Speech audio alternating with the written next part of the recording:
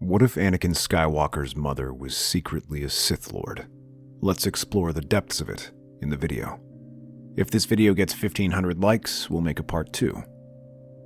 The stars whisper their secrets to those who listen. The Jedi took them for guidance, for prophecy, for hope. But I have heard something deeper, something they fear to name. My son will hear it too, when the time is right. Tatooine is a world of dust and silence. Beneath twin suns that burn away ambition and memory alike, the past is swallowed whole, leaving only what lies ahead to survive. In the shadow of Mos Espa, a woman lives a life not her own. She bows, she toils, she endures. Just another soul lost in the desert. This is a lie. Shmi Skywalker was not born to servitude. She was not broken by chains nor by time. There are whispers, as old as the stars, of a bloodline long thought extinguished. The Jedi would call it legend. The Sith would call it heresy. She knows the truth. There was a time when her name was spoken in the black halls of Malachor, when her ancestors ruled with unseen hands. Before the Jedi purge, before the Sith fell to ruin, there was a matriarch. Now, there is only her. For years, she walked among the blind, wearing the skin of a slave, waiting for a sign, waiting for the Force to heed her call, calling for the moment when the dark whispers of the past would become prophecy. And then, in the stillness of night, it comes. She does not need to speak the words. She does not need to beg or bargain. The Force bends. The currents of fate shift, and she is no longer alone. A child is born beneath an indifferent sky, untouched by a father's hand. He is small, fragile, unknowing, but he is hers, and that is enough. The child grows, and with him, something stirs. He moves as if the world bends to him. Machines obey his hands. Time slows at his command. He reaches into the air and pulls the impossible to him, as though the stars themselves are waiting to fall into his grasp. She watches. She does not interfere. Not yet. The Jedi come, as she knew they would. A wanderer in brown robes, an old tale on his lips. He speaks of prophecy, of destiny, of a galaxy crying out for balance. She listens, but she does not believe. Balance. The Jedi speak of it like men who have never known hunger. They have carved their order into the bones of the past, silencing what they do not wish to hear. What do they know of balance? What do they know of power? The wanderer sees her son, and in his ignorance, he calls him chosen. She does not laugh. She will let them take him. I cannot explain it, but I know he was meant to help. The Jedi are good at taming wild things. They will clip his wings, confine his instincts, teach him the weight of chains and call it enlightenment. They will try to make him theirs. They will fail. The night before he leaves, she takes him into the desert. The stars are cold, distant, unfeeling. They do not weep for her son. They do not mourn his departure. That is hers. In the hush of the dunes, far from watching eyes, she kneels before him. He is young, too young to understand what she is about to do. She takes his hands in hers, so calloused and worn for one so small, and holds them tight. No matter where you go, I will always be with you. She speaks not in words, but in something deeper, a language older than the Jedi, older than the Sith, a whisper that slithers between the spaces of the living and the dead. The Force stirs as a nearby cave seems to breathe, in and out, a hum coming from within. At first, Anakin does not notice. Then slowly, his breath catches. The warmth of his mother's hands fades, replaced by something else. A weight, a presence, something curling around his heart, wrapping itself around his thoughts. Not a voice, not yet. Just a knowing, a touch of something vast, something watching. His eyes widen. Mom? She smiles, brushing his cheek with a tenderness that does not reach his eyes. You will dream of me, my son. You will hear my voice when all others fail, and when the time comes, you will return to me. Anakin leaves with the Jedi, but he does not leave alone. The Jedi build their temples high so they can look down on the galaxy. They preach serenity, yet fear the power of passion. They demand obedience, yet cower before those who refuse to kneel. They believe they have taken my son, but even here, in their hollowed halls, he is mine. The Jedi Temple is vast. Towering spires stretch toward the heavens, bathed in golden light. The air is thick with silence, broken only by the murmur of lessons, the hum of sabers in training halls, the rustling of robes gliding through the endless corridors. To the Jedi, it is a sanctuary. To Anakin, it is a cage. He does as he is told. He listens to the masters. He studies their teachings. He bows when expected. But inside, he is restless. The Force does not flow through him as it does the others. It surges. It howls. It demands to be unleashed. And when he sleeps, she is there. At first, it is only an impression, a presence in the dark corners of his mind. Then come the whispers, soft, familiar. Then the dreams, the desert, the stars, the warmth of hands that should have faded long ago. Where there would be dreams of the Queen of Naboo, he dreams only of this. Then, the voice. They are holding you back. It is not spoken aloud. It does not need to be. He does not answer. He cannot. You were not meant for their chains. He wakes, sweating, his breath shallow. In the darkness of the temple, the stars beyond his window seem dimmer. As time passes, the whispers grow. They twine through his thoughts, surfacing in moments of frustration, of doubt. When Obi-Wan scolds him, when the council eyes him with caution, when his training partners hesitate to meet his gaze. Days pass, weeks pass, years. They do not trust him. They fear him. The whispers are not wrong, but one night, as he prepares for his mission to guard the Senator of Naboo, the vision comes.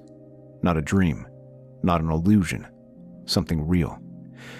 His mother, bound, hurting, dying. The breath leaves his lungs. The temple around him vanishes. There is only the desert, the sound of chains rattling in the wind, the distant hum of voices, chanting, low, rhythmic, like a heartbeat beneath the sand, calling him home. He does not remember leaving Coruscant. He does not remember stealing the ship, only that the desert sky greets him like an old friend. Obi-Wan paces before taking a seat at the desk in his private quarters, a datapad before him. He begins to record his thoughts. I find myself writing this tonight, not as a Jedi Knight, nor as a mentor, but as a man burdened with the weight of uncertainty. It is Anakin. Again, it is Anakin. I've watched him grow from a boy, headstrong and brilliant, to a young man whose fire refuses to be tempered. I have done what I can, taught him as best I know how, but there are moments, too many now, where I see it in him. That restlessness, that hunger. The council watches him, though they do not say it aloud. I can feel their hesitation when they speak of him, the wary glances when he challenges doctrine, when his emotions spike too strongly in battle, when his attachments bleed through in ways he does not try to hide. Master Yoda tells me to have patience. Master Windu tells me to have caution, but neither of them know him as I do. They did not see him as a boy on Tatooine, an untamed force of nature beneath the desert sun. The words his mother spoke to Qui-Gon. He was meant to help. Those were her words. I believed them. I still do. And yet, Anakin dreams of her. Often. Too often. At first I thought it was natural. A child torn from his home, still yearning for the life he lost. But it has not faded with time. It has grown sharper, more insistent. When he wakes from these dreams, he is shaken, not with fear, but with something deeper. I have asked him of them. He only says that he feels something is wrong. I want to tell him he is mistaken. I want to tell him he is holding on to shadows. I want to believe that he is simply afraid of loss, that the pain of separation is still fresh in his heart, even after all these years. But tonight, I looked into his eyes, and for a fleeting moment, I saw something that should not be there.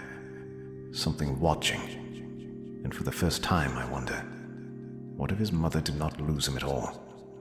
What if she never let him go? You have come so far, my son. You have burned with rage, bled for love, and fought against the tide of destiny. But there is no war left to fight, no choice left to make. This is only what was always meant to be. Anakin barely remembers speaking to Watto, the memory of the dusty farmers at the Lars homestead already fading as he speeds through the desert. Owen was his name, the younger one. He tells him what little he knows. Raiders, a woman taken. Anakin did not listen to the rest. He was already gone. He follows the pull of the Force, but he does not realize he is not following his mother's trail. He is following the trail she left for him. The suns are sinking when he reaches the edge of the Dune Sea. The wind howls over the sands, but beneath it, he hears something else. A low hum. A chant. It echoes from a place that should not exist. A cavern of stone half buried in the dunes. The walls are carved with symbols he does not recognize, yet somehow knows. The moment he steps inside, he feels it. A presence, vast and knowing. She is here. Not broken, not dying. Waiting. Shmi Skywalker turns to face him. She does not look afraid. She does not look weak. She smiles. You have come home, my son. Anakin takes a step forward. The grinding of stone echoes through the cavern as the entrance seals behind him, locking him in. He whirls, instinct taking hold, his hand hovering over his saber, but the Force here is thick, not oppressive, but expectant. It curls around him like a living thing, brushing against his skin, humming in his bones. His mother stands at the heart of the chamber, framed by shifting torchlight. She does not run to him. She does not beg for help. She only watches. Mom? His voice is smaller than he expects. She tilts her head, studying him, not with relief, not with desperation, with certainty. You heard my call. Anakin swallows, a tightness forming in his chest. The visions, the nightmares, the pull. None of it was coincidence. The torches flicker, casting shadows over the carvings that line the walls. He turns, slowly, taking them in. Stories etched in stone, spiraling outward in perfect symmetry. At first, they are meaningless. Then they are familiar. A child standing apart from the others. A boy wreathed in light and shadow. A figure standing before a great divide, arms outstretched, while others kneel at his feet. His breath hitches. The carvings are of him. You have felt it, haven't you? You dreamt of my pain, of my suffering. It drew you across the stars, led you back to me. She steps forward, slow and deliberate. And yet, when you arrive, you found me whole. Something in his stomach twists. His mother should be weak. She should be broken. He had felt it, seen it. He had spent nights tormented by the vision of her pain, the weight of her cries ringing in his ears. His hands clench into fists. You lied to me. The words sound more like an accusation than he intends. Shmi exhales softly, as if amused. I showed you what you needed to see. The torches flicker again, and in their glow, the carvings seem to shift. The same stories, his stories, but different now. Not a boy lost, but a boy returning home. Not a child burdened, but a child anointed.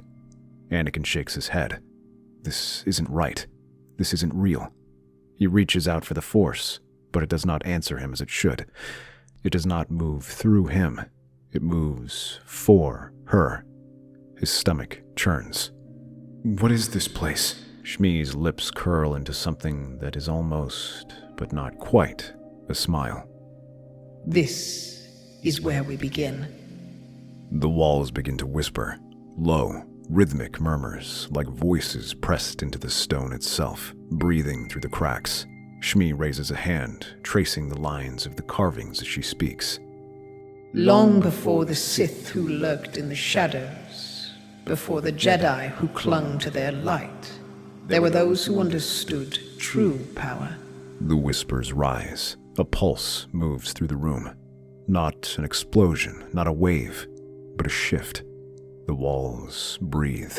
The torches burn taller. The Force trembles. Anakin's mind swims with images. Memories not his own. A temple standing beneath darkened skies. Not of stone, but of flesh and bone. A place built not by hands, but by will alone. He sees figures draped in crimson, heads bowed, chanting in a language he has never heard, but somehow understands. He sees a figure standing above them, not cloaked in shadow, but wrapped in something darker. His heart pounds. What do you see? Shmi's voice is soft, expectant. His breath shakes. He does not answer, because he knows the answer. He sees a mother. He sees a son.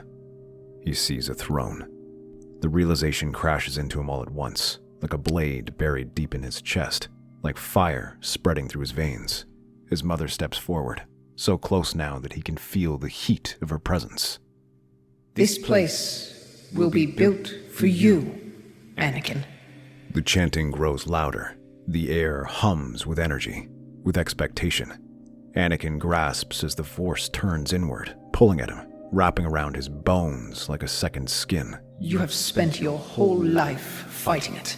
Their rules, their chains, their lies. Shmi lifts a hand to his cheek, her touch gentle, almost reverent. But there is no fight, my son. There is only the truth. The Force collapses inward. The stone cracks. The torches burst. The carvings burn. The voices scream in exultation, and Anakin falls. His mother's arms are the first thing to catch him, and as the last flickering remnants of the light within him are snuffed out, he hears her whisper against his ear. Rise, my son. And he does. This is Obi-Wan Kenobi. I have arrived on Tatooine. The signal crackles, barely cutting through the interference. Static pulses against his words, thick and heavy with distortion. The wind howls in the background, a deep, low roar swallowing the silence. I've found Anakin Sterling's ship, but there's a storm coming in. The visibility is almost non-existent. I had to sit down outside Mos Espa before I lost my bearings completely. I don't believe Anakin came here on his own. Something else is pulling him back to this place. I can feel it. The Force is heavy. It's not like the darkness we've encountered before. It's something deeper, strange. A loud gust cuts through the feed. The sandstorm rages outside, hammering against his shelter, shaking the structure to its foundation. I tried reaching out to him through the Force, but he isn't answering. I'm heading for the Dune Sea. I picked up his trail from some vendors in town. Whatever he's doing here, it's not a mistake. It wants to be here. I fear we may have lost him already. The wind screams through the receiver, nearly overtaking his voice completely. Then, a final message, barely audible. Send this to Master Yoda. If I do not report back, he must know. The signal cuts. The Jedi taught you restraint, but only so you would learn the weight of your chains. They taught you their ways, but only so you would understand how to destroy them. They took you from me, but only so you could return ready. The cavern is silent now.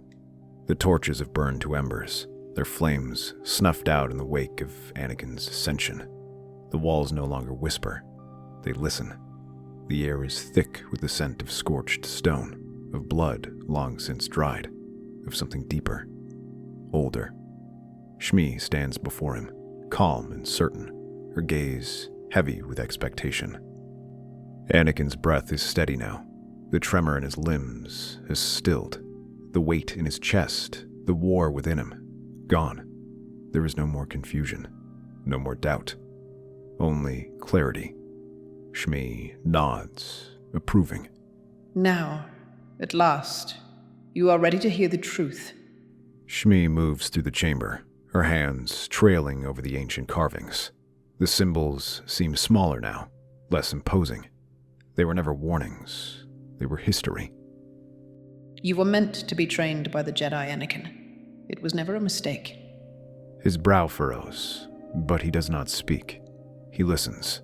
They took you from me, believing they had saved you, that they had freed you from an uncertain life. A faint knowing smile touches her lips. But they do not understand fate. They do not see how it moves. They believe in their prophecies, their visions, their chosen one. But they do not know what they seek. She turns to face him fully, eyes sharp, unyielding. You had to be among them. You had to walk their path, learn their ways, because only then could you break them. Anakin's hands clench at his sides. The Jedi do not teach power. They teach fear of it. They do not train warriors. They train servants. Beasts kept docile with the illusion of wisdom, with promises of peace that never truly existed. His pulse quickens, memories rising. Obi-Wan's watchful eyes, the Council's doubts, their distrust, their hesitation, their fear. And they feared you, my son. Shmi steps closer, and for the first time, he sees it. The pride in her gaze. Because you are not a Jedi. The words settle in his bones like something he's always known, something he has always been waiting to hear. The Jedi did not mold him into one of them. They forged him into something greater. They tried to contain him, to soften him, to bury the fire within him. But the fire only learned to burn hotter. His mother places a hand against his cheek, warm, steady, grounding. I could not shape you in the way you needed. I could not teach you what you had to learn. They were your proving ground, Anakin. But this is where you belonged. Her hand drops. She pulls from her belt a bundle of cloth and a pair of goggles, a desert dweller's mask. A storm is coming. They dressed you in their robes, placed their chains upon you, then told you that you were free. But you have always belonged to me, my son. And now, at last, you are ready. The wind is rising. Low at first, just a whisper against the dunes. But Anakin knows the desert, knows its moods, its warnings. The sky overhead has begun to darken. The soft silver of the twin moons now swallowed by the rolling clouds. His mother walks ahead of him, silent, unhurried. The hem of her robes stirring as the wind curls around them. Each step feels heavier than the last. The force hums thick around them, shifting, pressing, whispering beneath his skin. They stop before a small structure, half buried beneath the dunes. At first glance, it is unremarkable, another forgotten hut swallowed by time. But the wind shifts as Anakin crosses the threshold. Carvings, paintings, relics. His pod races, his childhood, his training as a Jedi. Some are crude, scratched into the stone. Others delicate, drawn with careful hands. They do not depict a child lost to the Jedi. They depict a child returning home. Here. They lived here once. Anakin exhales, his chest tightening. What is this? Shmi stands near the fire, her hands folded. Your story. Alive, and always changing. She moves through the room, fingers trailing over the carvings, stopping at one in particular. His duel with Count Dooku. It has not yet happened, yet here it is, already written. But she digs into the wall, scratching it out. That cave is alive as well, my son. It has seen what came before, and it sees what is to come. I did not find it. I was called to it. It whispered to me of our bloodline, of the truth buried beneath the illusions of the Jedi and Sith alike. Her eyes find his, and there is certainty there. The Jedi believe they control fate, that they shape destiny with their teachings and their chains, but they do not see the whole story. The Force does not belong to them. It has its own will. But in you, the Force is unbound. Shmi gestures toward another carving upon the wall of this place. A boy standing at the center of two figures, one bathed in light, the other wreathed in darkness. A warrior with his saber raised, figures kneeling before him. The weight in his chest deepens. She knew. She always knew. The Jedi had feared him from the beginning. They had tried to contain him, because they knew what he was. The fire flickers, shadows stretching across the carvings, across his own face. Outside, the storm roars to life. Shmi steps aside. Your next lesson awaits. To the side room she reaches a hand, the Force ripping a figure from behind a sheet parting the dwelling. A man bound at the ankles and wrists falls to his knees. The wind howls outside. Sand scrapes against the hut's walls, rattling against the stone. The fire guttering once before catching again, its glow casting wild shadows. Anakin turns to face the prisoner, his hands tightening at his sides. The brand on his neck is unmistakable, the scorched mark of Gardola the Hutt. The past stares back at him, his breath sharpens. He is a former slave, now a slaver. The man's lips part, his voice hoarse and broken. Please, I don't... Shmi does not look at him. Her gaze never leaves Anakin. I found him where they once sold me, where they would have sold you at birth had I not stopped it. The words sink into his skin like a blade. The Jedi taught him patience, control, restraint. But they did not erase his past. The streets of Mos Espa, the taste of dust in his mouth, the sound of laughter, not the laughter of children, but of men who saw him as something to be owned. You know what must be done. The wind slams into the walls of the hut, screaming across the desert. The Force hums at his back, deep and waiting. This is a test. The Jedi would call it a question of morality, a lesson in mercy, a choice. But looking at the man, he understands. There is no choice. There is only truth. The Jedi feared his power. His mother does not fear him. She has prepared him.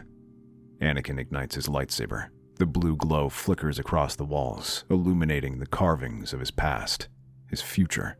The man scrambles back, breath coming fast. No, please! The blade sings through the air. A single, precise cut. The scent of scorched flesh. The body slumps. Silence. Only the howling wind remains, rattling the walls like the final breath of a dying dream. Anakin stares down at what he has done. His hands do not shake. His breath does not quicken. There is no horror, only certainty. Shmi watches him, expression flat. Then, at last, she nods. Good. From within her robes, she produces something small, something worn. She places it in his palm. A chain, not his, hers.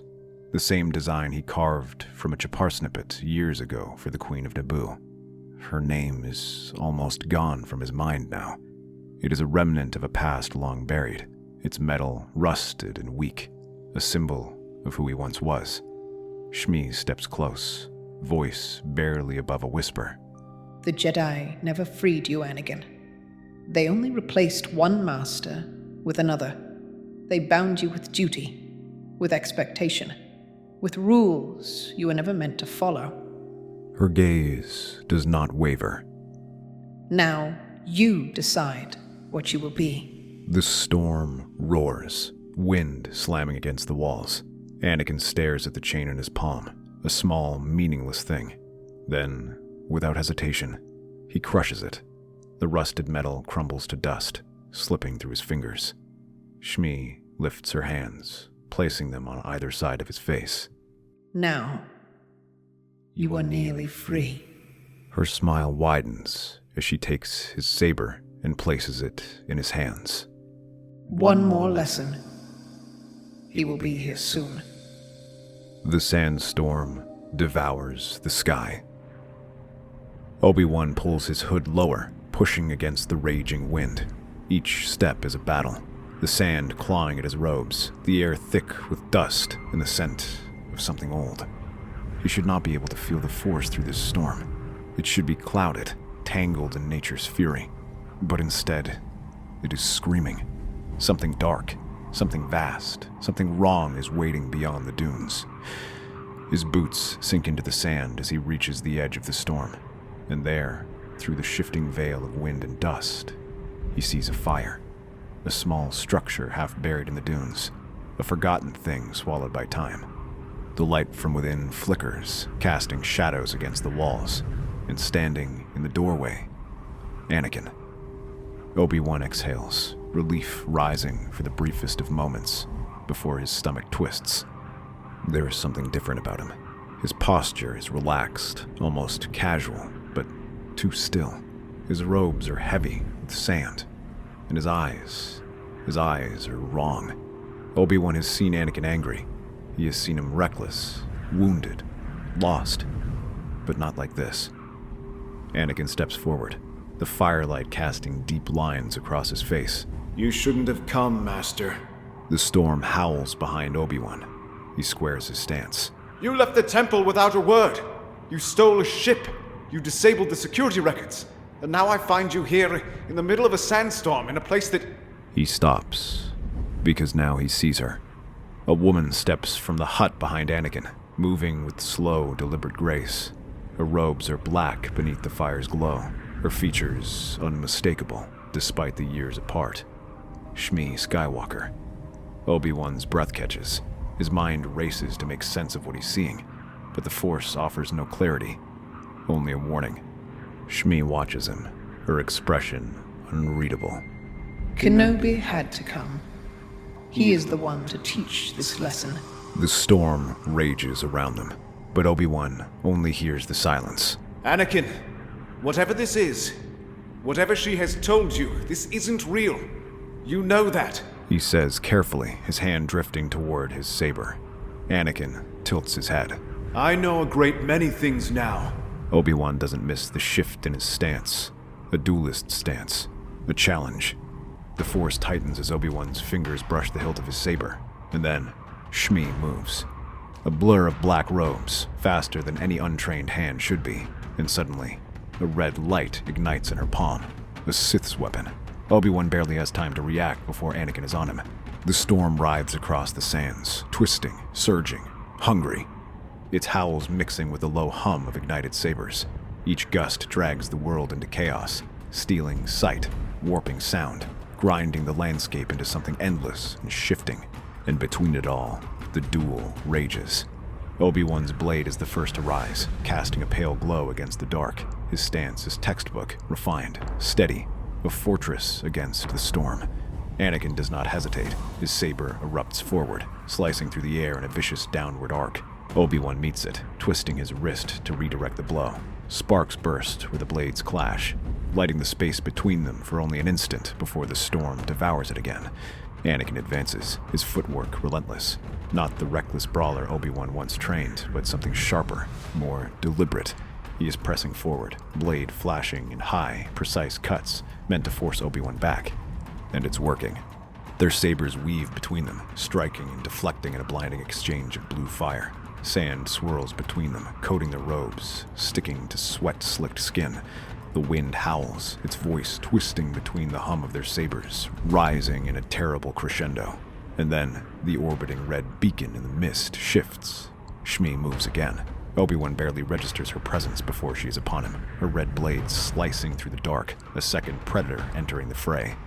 Obi-Wan pivots, narrowly dodging her cut as Anakin lunges from the other side. He rolls beneath their blades, his shoulder crashing into the sand before he rights himself, saber snapping upward to catch their next assault.